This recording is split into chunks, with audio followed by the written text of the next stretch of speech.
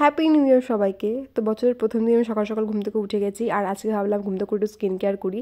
Usually আমি কখনো ঘুম থেকে উঠে স্কিন কেয়ার করি না, বাট আজকে ভাবলাম একটু করি। আর এই লিপ বামটা রিসেন্টলি নিয়েছি, ভীষণই সুন্দর, আমার খুবই ভালো লাগে।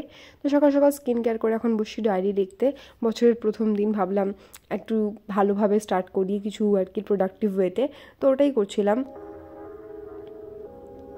দেন রান্নাঘরে গিয়ে দেখলাম মা রান্না করছে। আজকে মেনুতে কিছু স্পেশাল ছিল না, বাট বাবা আজকে বেকড রসগোল্লা আর এই গুড়ের রসগোল্লাগুলো নিয়ে এসছে।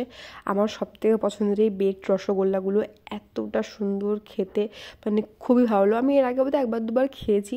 তো বাবা আজকে নিয়ে এসেছিলো, খুব ভালো লাগলো। আর তারপরে আমি লাঞ্চ টাঞ্চ করে নিয়েছিলাম, তারপরে চান করতে গেছিলাম। বেশিরভাগ দিনই তাই হয়, আমি লাঞ্চ করেই চানটা করি। তো এখন একটুখানি ঘরে জাস্ট পুজো না ঠিক, বাট ওই আর কি একটুখানি ধূপ ধুনো দেওয়ার মতন দেবো। আর এই দেখো আমার খাটের অবস্থা, সকাল থেকে বসেছিলাম এরকম সব কিছু একদম এলোমেলো হয়ে গেছে।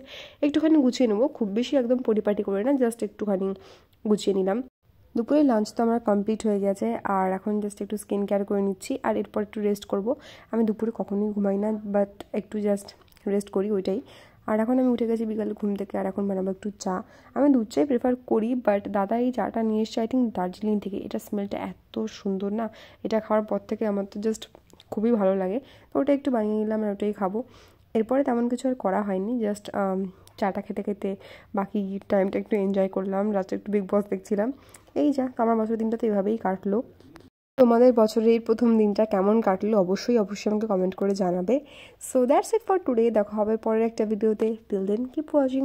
Tata, bye by.